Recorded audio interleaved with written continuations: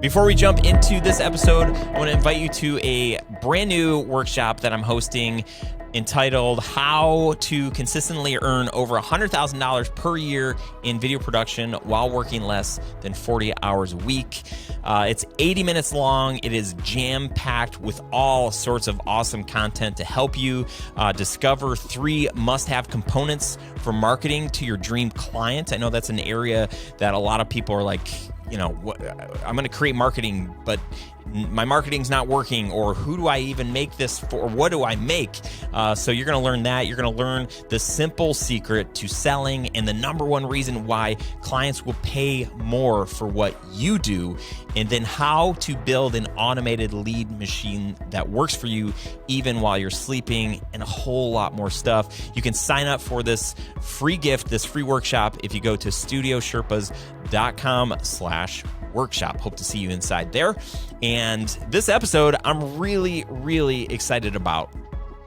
If you've ever gotten a last minute call from a client for a project, stick around, because I'm gonna give you some of my best practices on how you can serve them well, whether or not you do the work. What is up, friend? I'm Ryan Coral from Studio Sherpas, and this is the Grow Your Video Business show, where I help corporate and commercial filmmakers grow their video business. See what I did there?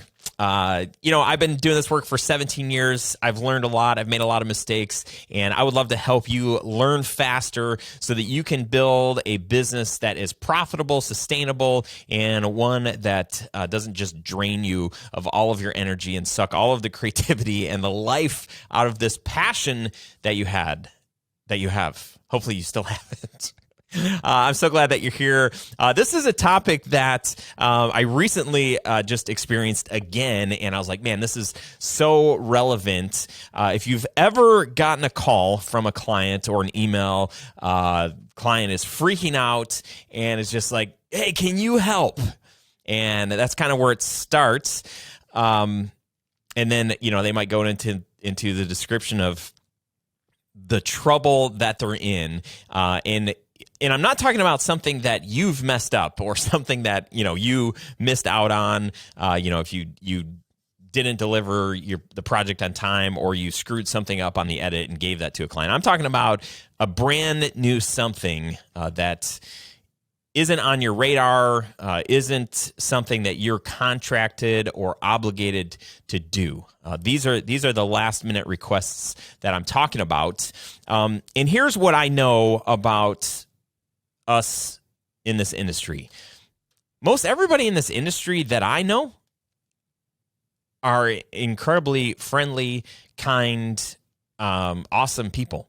And we want to make our clients happy. We want our clients to like us. We want new clients to think that we would be somebody that they want to work with. And I think there's this fear that we have when we say no to a potential project, even if it's a project that doesn't align with, or even if it's a project that doesn't align with what we're excited about or what our brand really is about. We feel bad. We feel compelled at some level to say yes to every opportunity that comes in because of cash flow, because we're too nice. There's probably a bunch of reasons. But what I want to iterate and then reiterate is that somebody else's emergency, so a potential client or this client, somebody else's emergency does not need to become yours. Okay? You can still be a super nice video guy or gal and say no. Okay? You have my permission, you have your own permission to just say no. Just like back in the 80s. Barbara Bush, thank you. Just say no. Just say no to drugs. Just say no to clients if it's not something that you can handle. I'm going to talk about in this episode a few ways that you can, a few things to consider, because sometimes it does make sense to do a last minute project. But sometimes it doesn't. And so I'm going to go through 5 things that I want you to consider before you do decide to move forward with something like this. I don't want you to feel compelled. I don't want you to feel like, oh, this person's going to hate me if I say no. We're such people pleasers, and we need to get over that because in the world of business, there is a professionalism that is not the right way to say this. By you saying no, that means that you have like boundaries, and that is the sign of a professional. If you say yes for certain reasons, if a project fits your criteria and you say yes, that is what a professional does as well. A professional does not just say yes because they want to please somebody, or really even if it's not a good fit for your brand and your company. So knowing yourself, knowing your own boundaries, that's a really good start. That's not one of the 5 things I'm going to share with you, but let's just say that that's a bonus one. I want to give you this. I want when a client calls you, I want to give you permission to just say, I'm sorry, I wish I could help, or I wish our team could help. And then just ending the sentence there. A little bonus for your clients. If you really want to go above and beyond, you could say, I'm sorry, I wish I could help. I might know somebody that I could introduce you to that might be able to help. Now, I know for some of you that might be like, oh, I would never share this with, my competition. That's crazy, Ryan. If you've listened to the show at any length, you know that I really believe in community over competition and collaboration over competition. And I also know that if it's not something that you can do, if it's not your wheelhouse, or even maybe you can do it and you're just not available, the fact that you would introduce them to somebody else says something to that person, and also to the person that you're referring. It really shows your trust and belief in them. And know that when you do that, there is a return on that. You're making deposits into the universe, for lack of a better phrase there, but you are making deposits for your own that I think come back and help you. It helps you believe in abundance. It helps you believe that you don't have to have every single job that comes your way to survive. And that sometimes if those jobs aren't going to help you thrive, they might not be the best jobs to take anyway. So there's just a little, you could stop listening to this episode if you just know that it's okay for you to say, hey, I'm sorry. Sounds like this is a totally last minute and seems like you guys are in crunch mode and I wish I could help. We just can't. That's enough. That's okay. I keep saying at the end, but don't do that part, because then they might be like, what? You got something else for us? All right, let's jump into the 5 things to consider. The first thing to consider is you should just ask yourself, can we do this project? Get the parameters, like when is it due? Like what is the scope? What do you have on your schedule? So you want to know, is this something even possible for you to do? And if it's not, then that's when you can just say, hey, I'm sorry, we just can't do it. Wish you luck, wish you well. If there's any advice or things that we can give you to help you, find somebody, let me know, but we just can't do it. I don't want you just to stop at, can we do this? I want you to also think, can you do it well?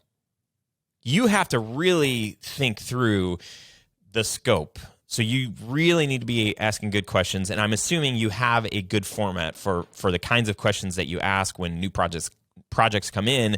And this is where you can start to create boundaries and know that, this is in our wheelhouse, or this is not in our wheelhouse. Also be thinking through what could go wrong. So if they're on a time crunch, you need to be getting due dates from them, and then you just need to be thinking worst case scenario. That's the mindset of a producer is what what can go wrong here, and know that probably everything isn't going to go perfect. So if it goes wrong, can you still help them? And can you do it with excellence? Can you do it well? So then obviously you want to check, to make sure that you or your team is available. If you or your team aren't available, the next place is to say, like, do you have any contractors that you could hire that could do this? But then also know that if you're going to hire contractors, make sure that you've got somebody that's going to be available to manage that relationship, to give the contractor the information that they need so that, again, you can serve your client well and do this in a way that the client is going to be super happy that you help them, but that it's also going to be done the best that it can be in the amount of time that is allotted. And then if you don't have a network of other filmmakers or you're not plugged into a community of filmmakers, then that's one of the first things that you should probably do, like maybe even hit pause on this episode and start finding other people, local people. That's incredibly helpful. I mean, so helpful. But then also, some projects don't require local people. So building a network and having a database, whether that's a spreadsheet or a Facebook group or something that you can just hop in and say, like, hey, I've got this opportunity. Is anybody available? That is incredibly valuable. The whole reason for this episode is last Friday, it was Friday, I got an email from a past, they're not even a client. They're this massive communications firm that I've been wanting to work with. I started talking with them 2 years ago, and we were about to do this huge project with them. They were in between video people, and the project fell through, and they said, oh, we'll reach back out, at some point. And this was them reaching back out. And the subject line was like, last minute something or other. And I opened it, I read it, and it was this project. She said, hey, we just need some B-roll swapped out. But here's the kicker.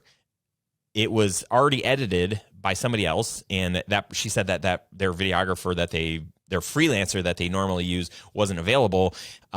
But they had the project file, they had all of the stuff, and it was really outlined. We need this shot pulled and substituted with this. But the kicker is that it was edited in Final Cut. We don't edit in Final Cut. That we did like call us 10 years ago, and we did. But today we don't. So smart me, I hopped on the Grow Your Video Business Facebook group page, and I just said, hey, I've got a client, last minute project. Is anybody available today that also edits in Final Cut?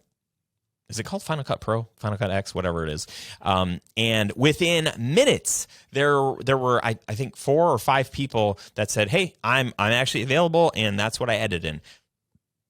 That is incredibly valuable, because then immediately I went back to the client. I said, we do have, actually, I responded to her immediately, and I said, hey, let me just check to see if I've got anybody available that can hop on this today, because they needed it Friday. She was emailing Friday. They needed it Friday. So I hopped in the group, said yes, came back to her, and I said, yep, I've got some people, or I don't know what I said, something to that effect. And I think in the original email too, I had asked her about budget, and I'll get to that in a minute here. But I think I said, do you have a hourly budget or a project budget in mind for this particular project? So having a community, if you're not a part of the Grow Your Video Business community, go to studiosherpas.com/community, and it'll take you over to our Facebook group.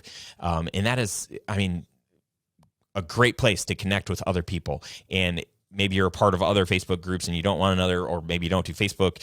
Figure out a way to build that network so you can lean on people when opportunities like this, because all I'm thinking is like, oh, I'm going to be able to save the day for this client. We're going to be a hero for this client. That would have been a big deal. The end of that story is they ended up they found somebody else. I I'm assuming that they have a pool of video people. And so she probably reached out to all of them at the same time saying, help. So they didn't need our help, but she was super thankful. And I sent her a follow-up email this week just to say, hey, I hope the project went off well. I'm sure the client was super pumped that you guys were able to pull it off. And again, like for me, building that relationship, letting people know that, hey, we're here, we can help, just let me know. And I would imagine that at some point in the future, there will come an opportunity where they're ready for something different than what they've, for them to be working with a freelancer who's not available, but then to, say like, wow, Ryan, like he was on it and he was ready to help. That's going to stick in their heads. I would think. Okay. So the last thing I want to say about this, first thing to consider is, as you're thinking through, can you do this? Can you do it well? Is again, to know that you have permission to not take the job. So even if you do have the bandwidth, even if you do think it's something that you can do well, you still don't have to. It is okay for whatever reason for you to not take the job. Number 2 is to get clear on the final. Like find out, when do they need this thing? So they're gonna give you all the details of the project. What is the final due date? Like, what is the drop dead? What time, what day? And then like find out, when are they going to be available to review whatever you have? So if they say, hey, we need this by the end of today. So when this woman reached out, I just started thinking through like, okay, like they need it by the end of the day. Like, is there time for revisions or anything like that? Or are we just editing it and then hoping that it gets off to the client? So, that it gets off to the client and then that it's exactly what they need. That's risky, So when I'm talking about like wanting to do this well, you really need to figure out like what's the timeline. And some businesses are super busy, and if you're not baking in time for them to review and to give you feedback, definitely something to consider there. And along with that, number 3, it's really important to get a handle on the budget. So they might be coming to you frantic, and if this is a new client, red flag alert here. Number 1, is this how they normally operate? Are they always like last minute? Are they always rushing around? I've had so many experiences with these kinds of like last minute things where they're not even, they're moving so fast that they can't really talk about budget, but it's like, no, we'll take care of you. We've hired video in the past. We know what it's worth, what it costs, blah, blah, blah. Or you just tell me like, what's this going to cost? And I don't want to work like that. I want to know like, what's the landscape here? Like, how important is this? How much did you budget for this, for it to like all of a sudden be like this emergency? If you can really get a handle on like what this is worth to your client, then it should give you some ideas on how you can charge for this. If they just want like a freelancer hourly rate for a last minute thing, like I am zero interested in that. If this woman that reached out on Friday said, yeah, the freelancer, if you guys could just charge around what the freelancer was charging, and, that could have been $50 an hour. And we wouldn't, that's like so far below what we would charge for a regular job. Again, you really kind of have to, as a professional, approach these situations like, as calm as you can, have a process, and get an idea on what their budget is, what they're going to be comfortable spending, what is it worth for you to come in and save the day. Ask questions like that. If we're able to do this, like, what is this going to mean for you guys? And if you don't get the video done, what is that going to mean for you? And for them to articulate, that's very helpful for them. And it's also helpful for you, so that when you say, yeah, well, we can I could clean my entire schedule clear my entire schedule for the rest of the day to work solely on this. And, my normal day rate is $2,500. So is it worth that to you, client? Or is that, worth it for you? Number 4 is to consider charging a rush fee. So if your normal day rate is $2,500 a day, the fact that you would clear your schedule to work on this, to focus solely on this, to hop in front of line of all of your other clients and projects, it is completely okay for you to charge a rush fee. Even if you don't have anything else going on, it is okay for you to charge for that and not apologize. The professional thing would be to say, like, oh man, we can totally take this on. Our normal rate for something like this might be $2,500 because you need it today. We do have $1,000 same day rush fee that we would apply, so it'd be $3,500. Does that sound fine, or does that sound okay? And let them say, like, whoa, geez, and then for you still not apologize, just say, like, I mean, when you say yes to something, when you say yes to a client and their emergency, you're saying no to something else. And if you've listened to this show outside of this episode, you've heard me talking about the importance of working on your business. So if you don't have anything planned for that day, the client's calling, hey, can you help me this day? I would challenge you and say, like, if you've got an open day, you should be doing something to work on your business. And the stuff that you can be doing to work on your business has a long-term ROI. And so if somebody's coming in to interrupt that costs something. That's costing your long-term investment. That's having an impact on the long-term investment that you wanted to make or that you could make on your business that day. So you should not be apologizing. If anything, like, they should be apologizing to you for making you consider this last-minute request. So it's a whole, like, mind shift of how we talk with clients and how we let them talk to us and treat us.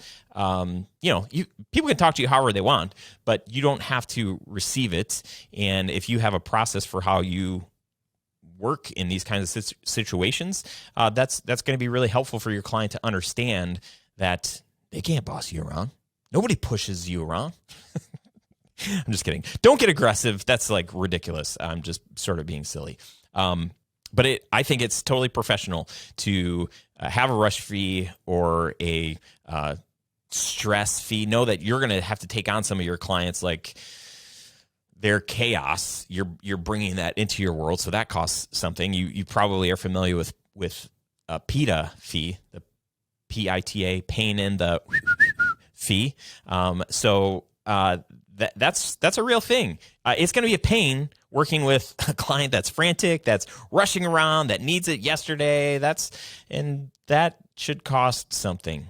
You don't have to tell a client that you're charging a rush fee. You don't have to tell them that. You could just say, yeah, we can help you. If we're going to do that today, we're looking at roughly $3,500. And again, I'm just throwing numbers out there. Like, I'm not even doing the math on my own, for my own stuff. But if I was, then I would stop doing this podcast right now if you had a project for me for $3,500, as long as it was done in a couple hours, because I got other things I want to do later today. I digress. The last thing I want to say in this one is that you want to make sure that you are communicating that you are communicating clearly your fees, especially if this is a project for a current client, somebody that you've worked with in the past.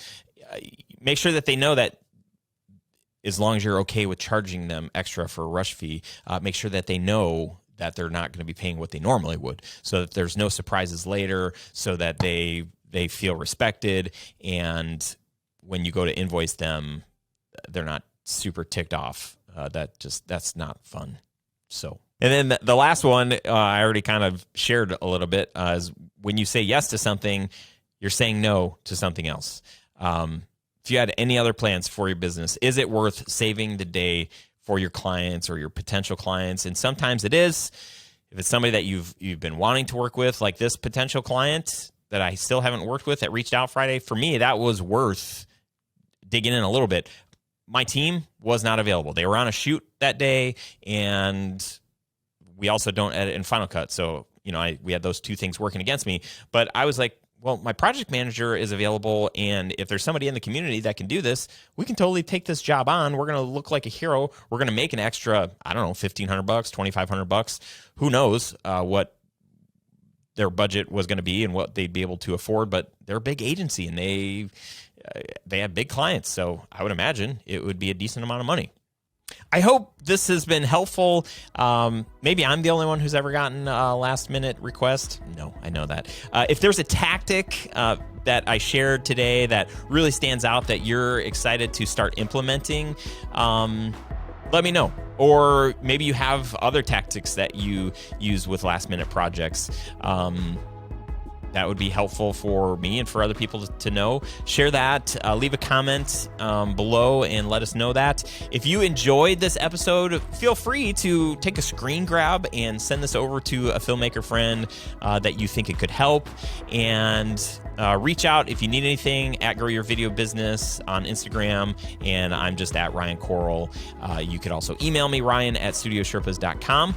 And I think that's it. I'm happy that you were here today, and I look forward to seeing you on next week's episode. If you've got ideas for topics or things that you want me to talk about on this show, then hit me up. Let me know. Till next time, onward and upward, my friend. See ya.